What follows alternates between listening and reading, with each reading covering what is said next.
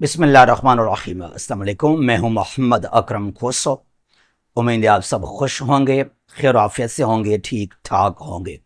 एक बार फिर आपके साथ हैं लर्न जी के विद मोहम्मद अकरम खोसो, जी के एमसीक्यूज।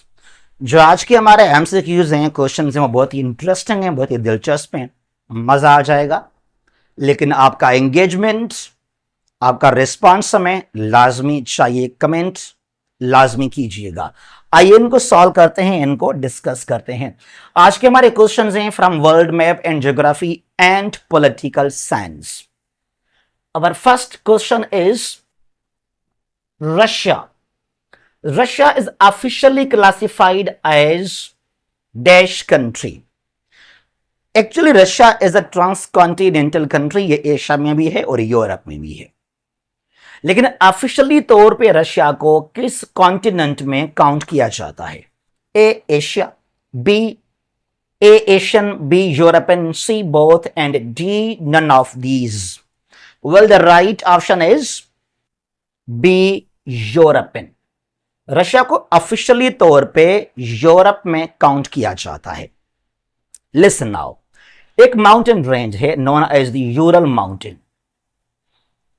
ये रशिया को दो पार्ट्स में डिवाइड करता है, बाउंड्री है बिटवीन यूरोप एंड एशिया, लेकिन ये माउंटेन्स जो हैं यूरोप में काउंट किए जाते हैं। ईस्ट में रशिया का यहां पे 77% लैंड है जो कि एशिया में आ जाता है, नॉन एज साइबेरिया।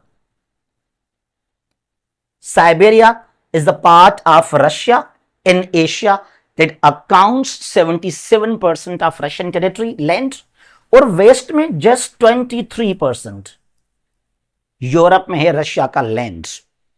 अगर आप ये सोचेंगे, अगर 23% बहुत कम लैंड एरिया रशिया का यूरोप में है, तो फिर इसको यूरोप में काउंट क्यों किया जाता? Why not in Asia? जरा सब्र करें। देखिए 143 मिलियन ये आज रशिया की पॉपुलेशन है, आबादी है। 14 करोड़ 30 लाख तकरीबन 2025 की बात है। इस आबादी का 80% कहां पर है? यूरोपियन साइड में। Just 20% is in Asian sides. तो लोग बहुत कहां पे रहते हैं? यूरोपियन साइड में रहते हैं। उसके अलावा मॉस्को कहां पर है? The capital city European side में है, जहां पर Kremlin, parliament, embassies, diplomatic activities सब कुछ कहां? मॉस्को यूरोपियन साइड के अंदर। Therefore officially Russia is counted as part of Europe. जो यूरोप के 44 कंट्रीज हैं उनमें रशिया एक है। वो जो एशिया के 48 कंट्रीज हैं उनमें रशिया को काउंट नहीं किया जाता। तो रशिया जो है यूरोपियन साइड में है ऑफिशियली तौर पे। ठीक है जी। अच्छा, number 2, which is the largest country of Asia by area? Area को लेकर एशिया का सबसे बड़ा कंट्री कौन सा है? वेल हमारे वो फ्रेंड्स, वो भाई, वो बहन जो कि नुस्खे बनाते हैं, ट्रिक्स बनाते हैं, driving truck from Pakistan to Middle East stopped in Dubai, drinking tea with girlfriend in Rani Bagh, suffering from pain going to MBBS। माजरत के साथ कहीं और चले जाएं, हमारा वीडियो आप ना देखें, हमें आपकी कोई जरूरत नहीं है। ठीक है जी। अच्छा, एशिया का सबसे बड़ा कंट्री कौन सा है लैंड एरिया वाइज में? A China, B Russia, C India and D Kazakhstan. Well the right answer is, कौन सा जवाब यहां पे सही है? जरा सोचिए। अगर आप ये सोचते हैं कि China is the largest country of Asia by area, तो आप गलत हैं। No, the right answer is B, Russia is the largest country of Asia by area. अब ये कैसे? शायद आप सोचेंगे अकरम भाई, पहले तो आपने कहा कि रशिया को यूरोप में काउंट किया जाता है, अब ये एशिया का कैसे लार्जेस्ट कंट्री बन गया? By area, by land, bye size. Listen, मैंने कहा ना आपको कि ये यूरल माउंटेन्स हैं और ये रशिया जो है 23% यहां से कहां पर है? यूरोपियन साइड में है। 77% कहां पर है? एशियन साइड में, इट इज कॉल्ड साइबेरिया। ठीक है जी। अभी इसको छोड़ दें जो यूरोपियन साइड में है, इसकी बात करते हैं। जो रशिया का 77% एशिया में है, कॉल्ड साइबेरिया, इसका जो कुल एरिया है, टोटल एरिया, पता वो कितना है? वो है 13 मिलियन स्क्वायर किलोमीटर्स। ठीक है जी। सिर्फ रशिया का वो पार्ट जो कि एशिया में है, साइबेरिया कहलाता है। 13 मिलियन स्क्वायर किलोमीटर्स। ठीक है जी। अगर चीन की बात की जाए ना, जो चाइना का टोटल एरिया है वो है जस्ट 9.5 मिलियन स्क्वायर किलोमीटर्स। तो चाइना का जो टोटल चाइना है वो है 9.5 मिलियन स्क्वायर किलोमीटर्स, काफी कम है साइबेरिया से जो कि 13 मिलियन स्क्वायर किलोमीटर्स हैं। इसके लिए because of Siberia, Russia is known as the largest country of Asia by area. Clear now? अच्छा, यहां से आगे चलते हैं। 3. Which is the largest country of Europe by area? अब यूरोप की बारी है। A Russia, B France, C Germany and D Ukraine, and the right answer is A Russia is the largest country of Europe by area. ये क्या हो रहा है? पहले कहा कि रशिया यूरोप में है, फिर कहा कि रशिया जो है एशिया का लार्जेस्ट कंट्री बाय एरिया, और फिर यहां पर हम क्या पढ़ते हैं, क्या कहते हैं कि रशिया जो है यूरोप का भी लार्जेस्ट कंट्री है लैंड वाइज, एरिया वाइज में। लिसन, वही बात मैंने कहा आपको कि ये यूरल माउंटेन्स हैं। ठीक है जी। अब इसको छोड़ देते हैं। जो रशिया का 77% लैंड एशिया में है, साइबेरिया कहलाता है। अब इसको छोड़ दें, इसकी बात नहीं कर रहे हैं। यहां आ जाए टुवर्ड्स यूरोप एंड साइड। जो रशिया का 23% लैंड यूरोप में है, just 23% land of Russia is to the west of the Ural mountains, Europe में है। जो तमाम यूरोपियन कंट्रीज हैं, जो यूरोप का टोटल लैंड एरिया है, ये उस लैंड एरिया का 40% है। यानी कि तकरीबन जो रशिया का यूरोपियन साइड है वो यूरोप का आधा हिस्सा हो जाता है तकरीबन। इसके लिए रशिया जो है वो यूरोप का लार्जेस्ट कंट्री है by area, in fact by population as well as. तो दोनों लिहाज से, चाहे बाय पॉपुलेशन और by area, Russia is the largest country of Europe. Clear now? अच्छा, यहां से आगे चलते हैं। 4. What is the political status of Hong Kong? Hong Kong है क्या पॉलिटिकली? What is Hong Kong? ठीक है जी। A province of China, B special administrative territory, C state, and D a sovereign country or a country. And the right choice is B, special administrative territory, special administrative territory of China. एक Hong Kong, दूसरा Macau. कौन सा? Macau. दोनों क्या हैं China के? Special administrative territories कहलाते हैं। देखिए, एक जमाना था इन 19th सेंचुरी, ये कोई 1840 से 1860 की बात है। आफिम वार्स हुए थे। ब्रिटेन ने अटैक किया था चीन के ऊपर, also known as Sino Anglo wars और जो है चाइना एंग्लो वार्स। दो जंग यहां पर हुए थे और ब्रिटेन ने, फ्रांस ने अटैक किया था चाइना के ऊपर, फिर कब्जे किए थे चीन के डिफरेंट एरियाज के ऊपर यहां पर। फिर क्या हुआ आगे चलकर कि यह बात है 1997 की। 1997 में यूके ने हांगकांग चीन को वापस कर दिया और यहां पर यह अग्रीमेंट साइन किया गया कि 1 कंट्री 2 सिस्टम्स। कंट्री एक है China, Hong Kong is in China, लेकिन सिस्टम्स दो चलेंगे फॉर 50 ईयर्स, 50 सालों के लिए। 1997 to 2047 Hong Kong will use its own currency, laws, इस तरह। और आफ्टर 50 इयर्स जो हैं ये मुकम्मल तौर पे चीन का हिस्सा बन जाएगा और यहां पर चाइनीज रूल को इंप्लीमेंट किया जाएगा। तो Hong Kong is part of China, इसके पास कुछ अलग कुछ उसूल हैं। और ये मकाओ है, ये 1999 की बात है, पुर्तगाल ने दिया चीन को, और वही 1 कंट्री 2 सिस्टम्स फॉर 50 ईयर्स 49 में ये मुकम्मल तौर पे चीन का हिस्सा बन जाएगा। तो दोनों आज क्या हैं, चाहे हांगकांग चाहे Macau, as Chinese special administrative territories. Fine, how many countries are there in the world? यहां जो बाबा जी हैं, नुस्खे बनाने वाले, ट्रिक्स, हमारे भाई हमारे बहन, वो बड़े दावे करते हैं, मुझे पता है, मैंने दुनिया को समझा, देखा, नुस्खे बना के, ट्रिक्स बना के। ठीक है जी, वो क्या कहेंगे आपको, मुझे पता है दुनिया में 204 कंट्रीज हैं। एक और आएगा, गुरुजी, मैं तो आपका बाप हूं, आपको क्या पता, दुनिया में 206 कंट्रीज हैं। फिर एक और आएगा, मैं तो अरिस्टोटल हूं, दुनिया में 208 कंट्रीज हैं। फिर सबका आएगा, बाप, मैं तो सुक्रेट्स हूं, मैं गुरुजी, मेरे पास नुस्खे, दुनिया में 210 कंट्रीज हैं। 210 कंट्रीज हैं, सब झूठ है, ये कुछ नहीं है। A 193, B 200, C 204, 204 and D 195। तो दुनिया में है 195, 195 कंट्रीज इन द वर्ल्ड। अब 193 यूएन के मेंबर्स हैं, सॉवरेन कंट्रीज कहलाते हैं। ठीक है जी, और 2 ऑब्जर्वर हैं, फलस्तीन और वेटिकन सिटी। तो इनको कंट्रीज कहा जाता है, सिर्फ इनको, और कोई भी नहीं। तो ये हैं 195 कंट्रीज इन द वर्ल्ड। जो बाकी हैं वो हैं टेरिटरीज।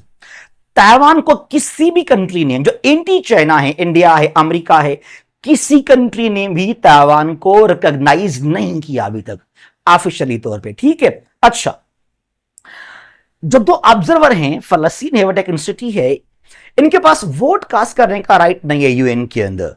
दे जस्ट रिकमेंड समथिंग, डिबेट में they can take part there, कोई रेजोल्यूशन है, कोई बिल पास करने के लिए, बाकी जो कंट्रीज हैं दे विल कास्ट वोट। ये 2 जो हैं वोट कास्ट नहीं कर सकते, जस्ट कुछ एडवाइस देंगे और कुछ नहीं वहां पर। ठीक है जी, तो दुनिया में है 195 countries. 6, when the earth is closest to the sun, जमीन जो है सूरज को कब क्लोज हो जाता है? When the earth is closest to the sun during revolution. कुछ ऐसे लम्हात हैं, कुछ हद तक कभी कभी करीब और फिर दूर हो जाते हैं। तो कौन सा वो सीजन है, मौसम है? ए समर, गर्मियों के मौसम में, B autumn, C winter and D spring. अगर आप ये समझते हैं कि जमीन जो है सूरज के साथ नजदीक हो जाता है, क्लोज हो जाता है, तो शायद गर्मियों का मौसम है, समर है। नो, तो आप गलत हैं। Actually C winter is the right answer. और किस महीने के अंदर? In the month of January. जनवरी महीने में जमीन सूरज के साथ काफी क्लोज हो जाता है। फिर आप कहेंगे, अगर भाई ये कैसे, जब क्लोज तो फिर ये सर्दियों का मौसम कैसे? जी, और समर में जो ये गर्मियों का मौसम है, जुलाई के महीने में सबसे दूर हो जाते हैं। ये जो एवरेज डिस्टेंस है between the sun and the earth वो है 150 million kilometres, known as 1 astronomical unit, 1 AU। ठीक है जी, अब ये क्लोज जब हो जाते हैं विंटर में, तो ये जो डिस्टेंस है it becomes 147 million kilometres during winter and the month of जनवरी। और दूर जुलाई में 152 मिलियन किलोमीटर्स दूर हो जाते हैं। अब ये जो आप समझते हैं कि अगर क्लोज तो गर्मियों का मौसम समर, दूर विंटर, गलत बात है ये। अगर ऐसा होता ना, अगर ऐसा होता, मरकरी, जो मरकरी है उसका फासला है सूरज से, it is nearest, closest, 58 million kilometres Mercury. लेकिन Mercury is not the hottest planet, वो नहीं है हॉटेस्ट। हॉटेस्ट कौन सा है? वेनस। उसका क्या डिस्टेंस है वेनस का? 108 मिलियन किलोमीटर्स। तो 108 मिलियन किलोमीटर्स ये हॉटेस्ट है, ब्राइटेस्ट है। 58 मिलियन ये हॉटेस्ट नहीं है। इनके डिस्टेंस पर ये सीजन्स चेंज नहीं होते हैं। एक्चुअली जो जमीन है, जो अर्थ है, इसका जो एक्सिस है उसमें टिल्ट है। देखा होगा आपने ग्लोब को, ग्लोब 90 एंगल पे नहीं है, कुछ यूं टिल्ट है उसको, जो टिल्ट है जमीन के जो है एक्सिस को, टिल्ट है 23.5 डिग्री। इस टिल्ट के वजह से जो है सीजन्स चेंज होते हैं, दिन और रात में डिफरेंस हो जाता है। Remember, if the days are longer and nights are smaller, दिन बड़े रात छोटे, समर। और अगर दिन छोटे हैं, if the days are smaller, nights are longer, bigger, तो फिर क्या होगा, विंटर हो जाएगा, दिनों को लेकर, नॉट डिस्टेंस को लेकर। ठीक है जी, जरा और यहां से आगे चलते हैं। Number 7, what is the minimum distance between the US and Russia? America और रशिया, हमें क्या लगता है वर्ल्ड मैप को देखकर कि दुनिया की एक तरफ से अमेरिका, फिर यहां से रशिया दूर दूर है? ऐसा नहीं है। A 10,000 kilometers, B 5,000 kilometers, C just 82 kilometers, D 3.8 kilometers. Well, the right answer is D, 3.8 kilometers is the right answer. Well, Siberia Russia से, एशिया के साइड से, Alaska US from North America, बीच में है बैरिंग स्ट्रेट। कौन सा straight है?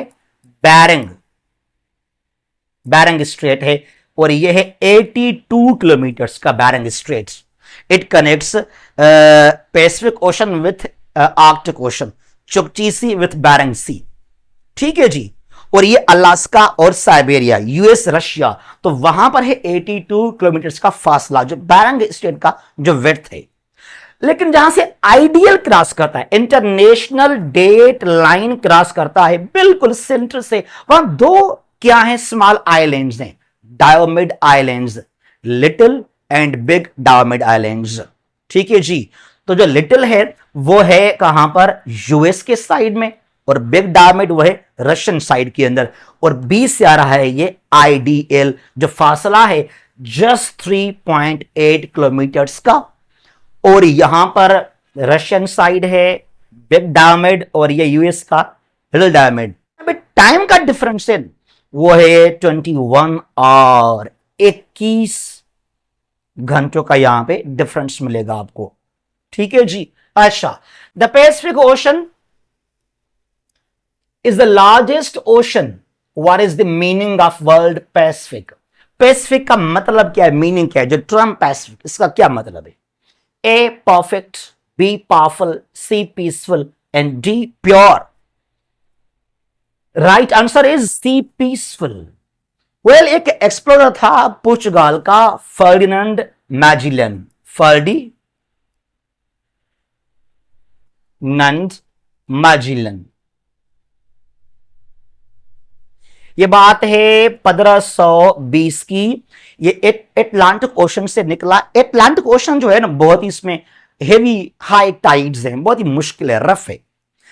As he entered into the Pacific Ocean, जो साउदर्न साइड है फ्रॉम साउथ अमेरिका, वहां से केप ऑफ हॉर्न, वहां से ही वाज शॉक्ड कि पैसिफिक इतना खामोश है, साइलेंट वाटर है, न कोई बड़े बड़े हाई टाइड्स, कुछ भी नहीं है। तो आपने इस पर नाम रखा peaceful sea. Now it is called the Pacific Ocean. Which of the following is not the part of the state? आयर का टॉपिक है। जो स्टेट टर्म है, इसके एक्चुअली 4 एलिमेंट्स हैं। कितने हैं? इसके 4 फैक्टर्स हैं स्टेट के। यहां पर कौन सा इसका फैक्टर नहीं है? A population, B media, C sovereignty and D government. And the right answer is B, media is not the part of, is not an element of state. हाँ, डेमोक्रेसी को लेकर एक बहुत बड़ा सा रोल है मीडिया का, लेकिन जहां तक स्टेट की बात है, तो जो चौथा स्टेट का एलिमेंट है, it is called land, territory. तो population, people, land, sovereignty and government, ये 4 एलिमेंट्स हैं किसी भी स्टेट को लेकर। Who appoints the governors of provinces in Pakistan? जो सूबों के गवर्नर्स हैं, किसके पास अथॉरिटी है उनको अपॉइंट करने का? ठीक है जी, तो राइट आंसर क्या है? ए, प्रेसिडेंट। और ये आइन के आर्टिकल 101 में लिखा हुआ है, article 101 president has power, has authority to appoint the governors of provinces with the advice of prime minister. Advice ले, सलाह मशूरा ले, लेकिन अपॉइंट करेगा कौन? सदर, गवर्नर्स को। ठीक है जी। 11 who administers the oath of office to the president of Pakistan.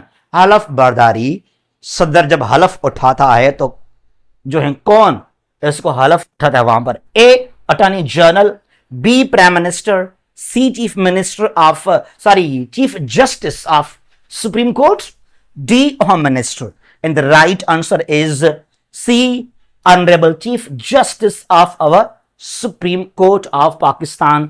तो आर्टिकल 42 में वाज़ेह लिखा हुआ है कि चीफ जस्टिस के सामने हलफ उठाए सदर पाकिस्तान, लाजमी।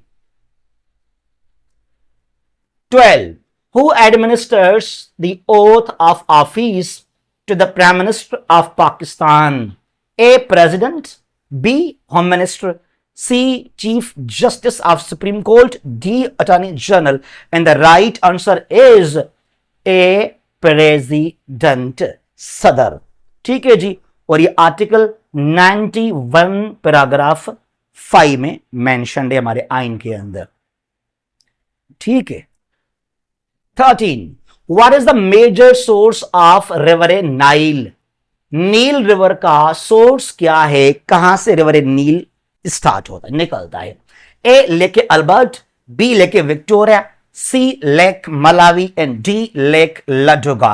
And the right answer is B lake Victoria. Well, जो लेक विक्टोरिया है ये कीनिया, युगांडा और तंजानिया वहां से स्टार्ट होता है। ये दो नील हैं, व्हाइट नील, ब्लू नील। व्हाइट में काफी पानी ज्यादा है, it starts from lake Victoria. जो ब्लू नील है फ्रॉम लेक टन्ना, लेक टन्ना ये स्मॉल लेक है और दोनों जाकर खरतूम में, कहां पर? खरतूम,